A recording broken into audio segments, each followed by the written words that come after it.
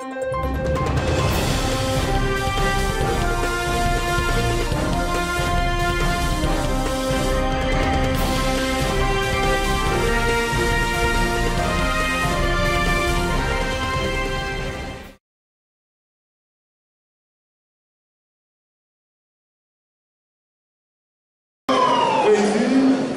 notre programme, beaucoup de choses. Nous avons dévoilé, si vous voulez, un certain nombre de choses. Et ce que nous voulons faire ne peut pas, à mon avis, de toute façon, être contenu donc, dans un document comme ça. Mais néanmoins, je vais vous donner quelques éléments structurants dans ce programme. Le programme est divisé en 4 parties. La première partie, nous l'avons intitulée les 12 phares de la profession. La deuxième partie, créer les conditions d'une croissance durable et inclusive.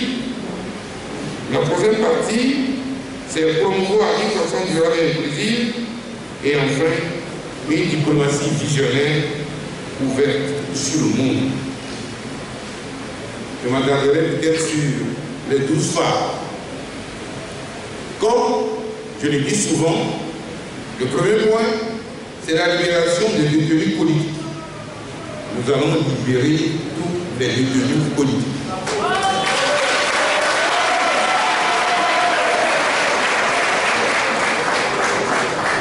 Et nous allons instituer une journée nationale de mémoire. Vous savez que la démocratie en constitution a connu beaucoup de sang dans notre pays, a connu beaucoup d'injustice, a connu le bannissement. Nous allons donc instituer une journée de mémoire pour que nous nous retrouvions pour dire tout ce que nous avons connu comme difficulté, comme assassinat, comme mort d'homme, comme emprisonnement, comme jugement injuste. Il faudrait que nous changions de mentalité, que la recherche du pouvoir ne doit pas conduire donc à l'élimination de gens, ou un massacre, ou un génocide. La conservation du pouvoir aussi ne doit pas donc nous amener à cliver la société. Deuxième point, nous allons mettre en place un gouvernement pluriel axé sur l'éthique. C'est-à-dire que nous mettrons au lendemain des élections présidentielles, des élections du 22 février 2020 en place, un gouvernement arc-en-ciel. Vous voyez comme nous sommes ici, et comme ceux que nous avons envoyés comme des émissaires dans la partie septentrionale du pays, comme des autres également cadres de RPD unis qui sont compétents, vertueux, et qui ne craignent pas de casserole, ils peuvent trouver leur place dans un gouvernement.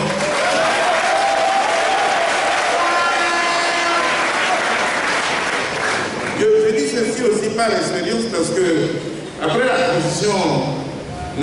conférence nationale, le premier gouvernement de M. Joseph Kofigo ne comportait aucun élément du rassemblement du peuple togolais. C'était un coup de clivage aussi, et partout nous sentions que c'est un gouvernement exclusif. Pourquoi est-ce que certains nous ne commettrions plus ces erreurs? C'est pour ça que nous disons que quand nous allons venir, les acteurs de la victoire seront dans ce gouvernement, mais s'il y a des compétences apparentées donc unies et qui n'ont pas de problème de monde avec la justice, qui ne prennent pas de casserole, ils trouveront leur place au gouvernement.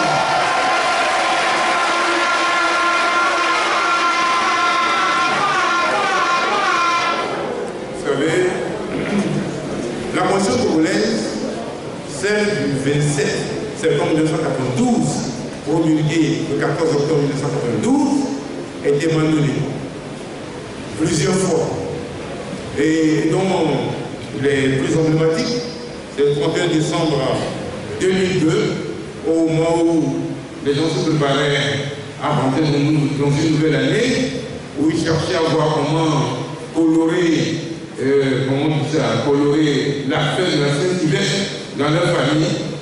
12 Arabes, les députés RPD de l'époque avaient modifié la Constitution en y supprimant la limitation de mandat, en rabaissant donc l'âge minimum qu'il faut avoir donc compétit, c'était 45 ans, on a ramené à français, et puis ils ont également modifié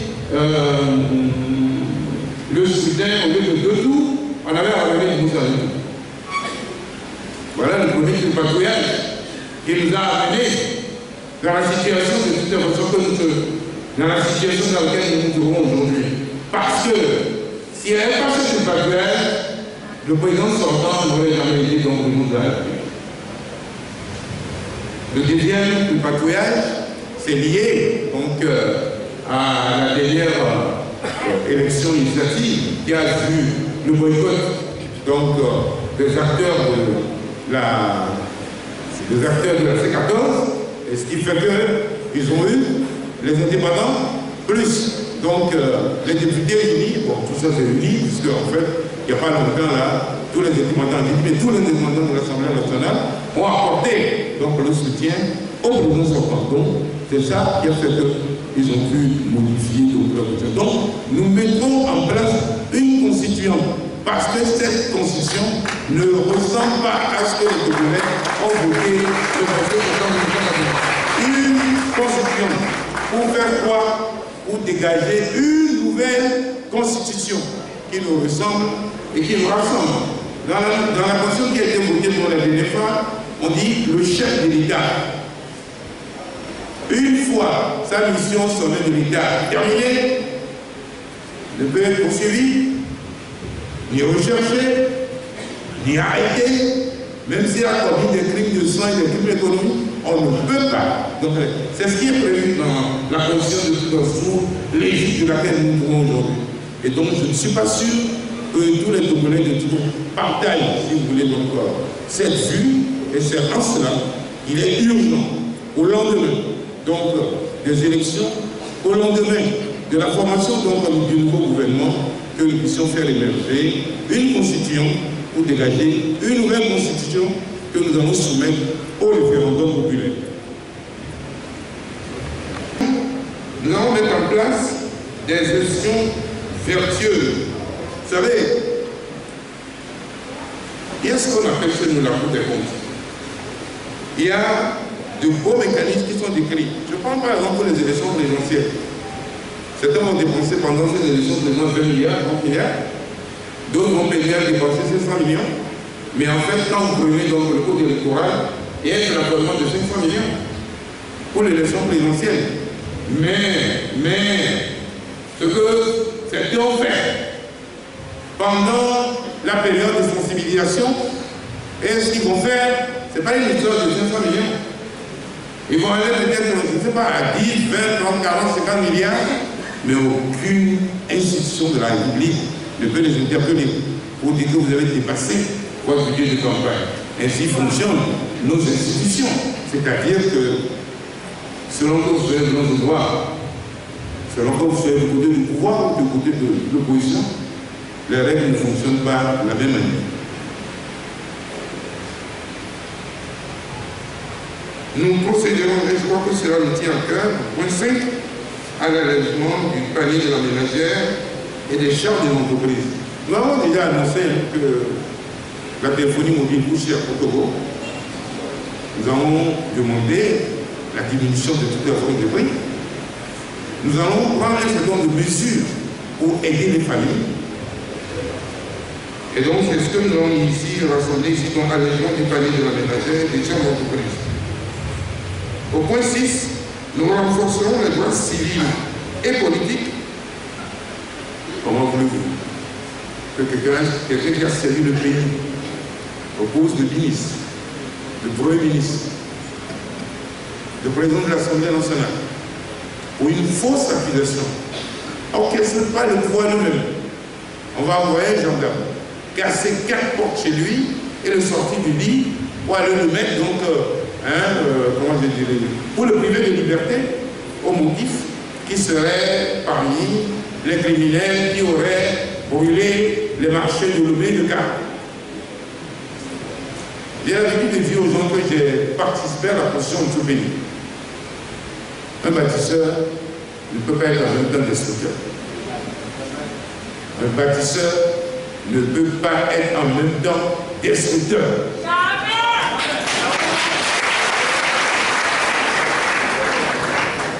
j'ai vu qu'on a posé la première pierre pour la construction d'un nouveau marché à Daoualato. Je reprends, j'ai dit, j'ai vu qu'il n'y a pas longtemps, on a posé une première pierre pour reconstruire le marché d'Adaoualato. Ce n'est pas l'ambition que nous avons pour le grand marché. L'ambition que nous avons pour le grand marché, c'est de construire un bâtiment de telle manière que quand vous êtes sur le territoire gagné, vous voyez donc le grand marché de Lomé.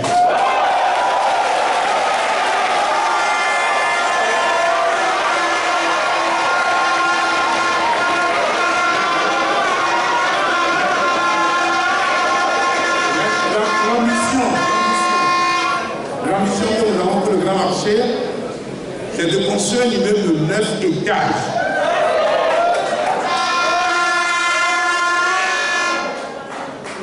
Pour relancer l'économie, nous pensons mettre en place un fonds compatible avec le niveau de chiffre d'affaires de chacune de nos commerçants pour leur permettre donc de reprendre leur activité pour faire tourner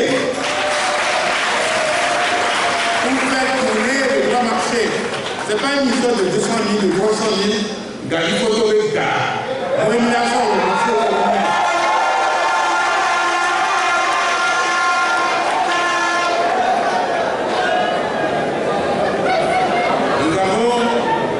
avons dit que les agents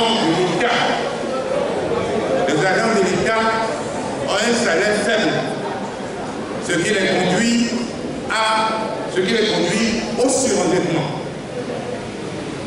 Nous allons augmenter les salaires. Nous allons augmenter les bourses.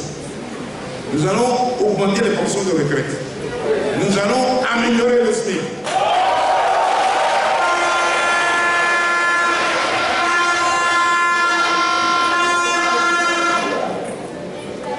La santé est une préoccupation pour nos compatriotes. Il nous arrive souvent d'entendre qu'il n'y a pas de scanner. Il n'y a pas de scanner. Pour une histoire de 2 ou de 3 000, parfois 5 000, on peut perdre un pas. Faute de soins. Parce que quand vous allez dans nos unités de soins, si vous ne sortez pas de l'argent, on ne peut pas vous soigner. Et donc nous, dans notre groupe, nous avons décidé que tous ceux qui n'ont pas de revenus, tous ceux qui n'ont aucun moyen, ceux que nous appelons les vulnérables, seront gratuitement soignés.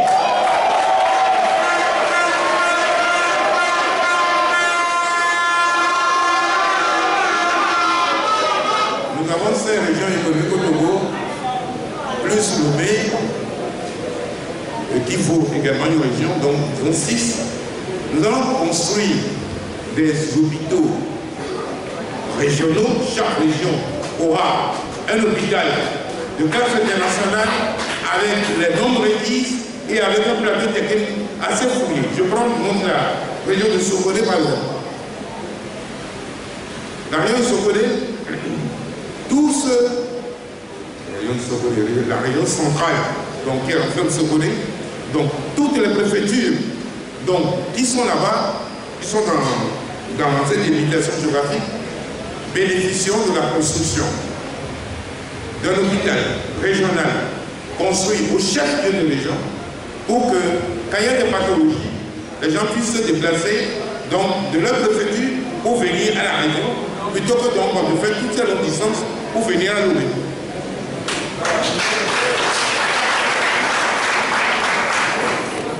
Nous avons pensé également à la redynamisation de l'agriculture. Parce que, vous savez, le Togo est un pays autosuffisant, naturellement, mais nous ferons en sorte que nos greniers soient pleins et que l'agriculture puisse permettre également aux jeunes qui désirent se lancer dans ce secteur de gagner de leur vie, de pouvoir construire leur maison et de pouvoir également aller au port chercher de monter une voiture quelqu'un. Et donc, l'agriculture, ce n'est pas un allant donner des roues et des coups donc aux jeunes agriculteurs que nous arriverons donc à construire une agriculture compétitive. À cela, la deuxième étape, c'est que donc nous allons procéder à la transformation de nos produits agricoles et également faire des exportations si les besoins intérieurs sont assez couverts. Nous allons parler également comme mesure de renforcement de l'autonomisation des femmes et des jeunes. Les femmes peuvent avoir des projets pour démarrer de 25 millions. On dit d'aller local microfinance, on leur donne 2,5 millions.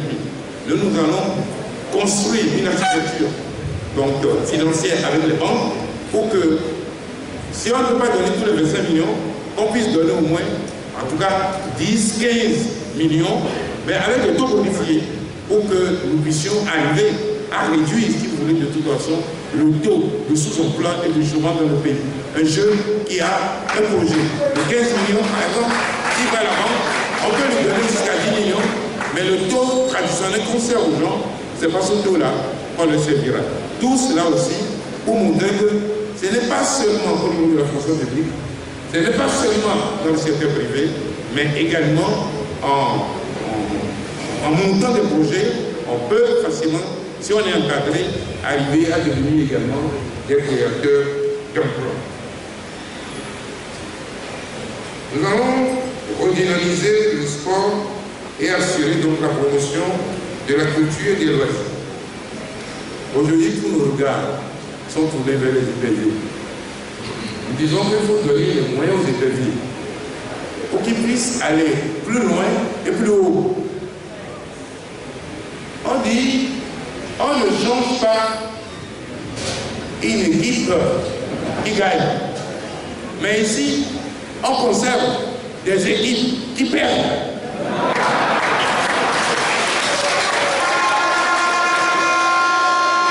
Moi, je n'ai rien contre votre entraîneur national. Je n'ai rien contre lui.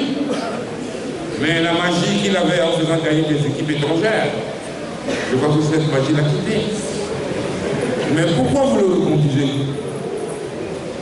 La personne perd. On le reconduit. Ces reconductions, ou cette reconduction-là, quelle est sa justification? Quel est son soubassement? Et donc nous disons, nous allons reprendre l'organisation des championnats scolaires et universitaires, ce qui nous permettra donc de détecter les talents, construire également donc des écoles de football pour que dans les années à venir, nous puissions avoir une équipe nationale de football assez compétitive. Mais au-delà, moi j'ai un rêve. Pourquoi le Togo ne pourra pas organiser la CAN? La CAN.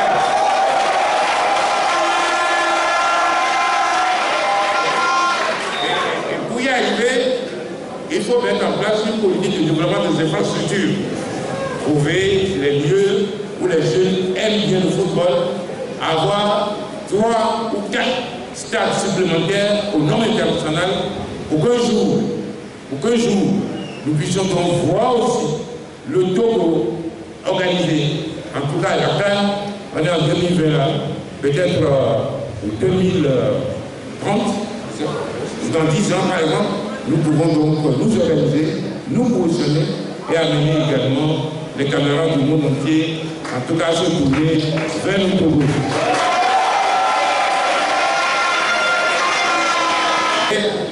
Quand j'étais jeune, je jouais, mais les parents ne considéraient pas le football comme un outil d'avenir.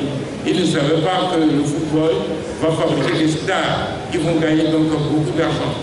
J'étais parti commencer en Corée un jour, et vous savez qu'à la Coupe du Monde en 2006, le Togo a joué contre la Corée du Sud. Voilà. Et donc quand j'ai dit Togo, ils ont dit Adebayor. Et donc on m'a connu, du moins on a connu le Togo à travers le fait que la Corée du Sud avait croisé toutes ses crampons avec Adebayor. Donc je crois quand même que le sport, notamment le football, est un grand diplomate pour le pays. Et nous devons donc nous investir dedans. Donc, les 12 phares de la transition. Maintenant, la deuxième partie, c'est créer les conditions d'une croissance durable et inclusive. Bon, ça c'est technique, simplification administrative. On a commencé donc par créer donc, le guichet unique. Est-ce que ça fonctionne? Nous examinons cela pour que créer une entreprise au Togo ne soit pas un problème donc, pour comment dire, les entreprises étrangères qui viennent ici, le capital privé. Et donc nous allons examiner ça et simplifier les procédures pour attirer davantage d'investisseurs parce que nous, en créant des entreprises, on crée aussi conséquemment des emplois. Nous regarderons également du côté de la zone franc industrielle parce que nous recevons beaucoup de rapports comme quoi nos compatriotes qui travaillent dans les zones franches industrielles souffrent. On leur donne des salaires de misère. Je pense que donc le ministre de l'Industrie, qui sera chargé de la zone franche, regardera cet aspect des choses. Et comme il y a une dynamique de tout un d'amélioration des salaires, en tout cas, les entreprises qui fonctionnent dans le cadre de la zone franche ne pourront plus donc maltraiter ou mépriser donc nos compatriotes qui travaillent. Nous développerons les activités du port autonome de Lomé. Donc ça fait partie également de notre stratégie, arriver avec des partenaires extérieurs à produire, en tout cas, certains produits ici que nous pouvons donc, en tout cas, envoyer sur les marchés extérieurs.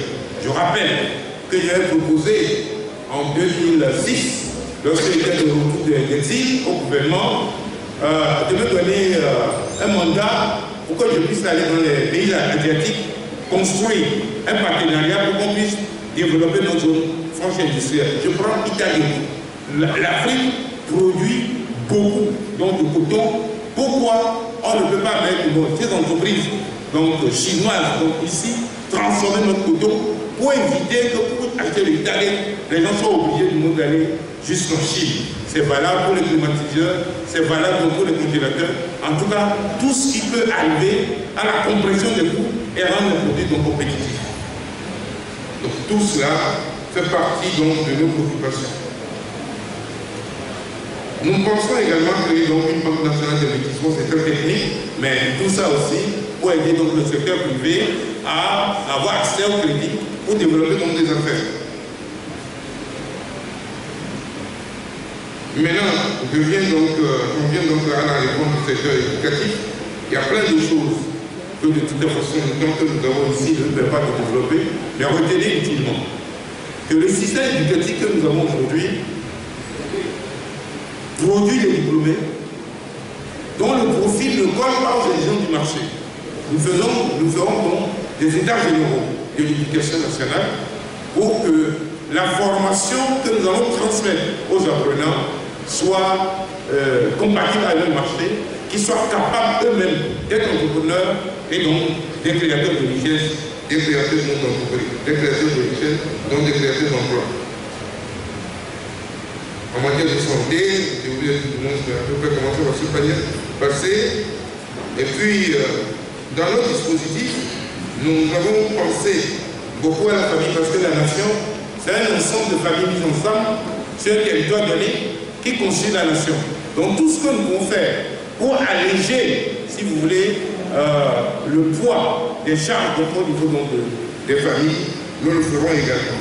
Et puis tout cela sera suspendu donc par une diplomatie forte qui vend nos valeurs, une diplomatie forte qui rend nos valeurs et qui également, en tout cas, est soucieux donc, de la paix donc, entre les nations pour que, en tout cas, sous un horizon assez court, nous puissions rapidement donc, transformer notre pays et reconférer donc, aux Togolais la fierté et la dignité de toutes les façons qui sont génétiquement liées à leur identité.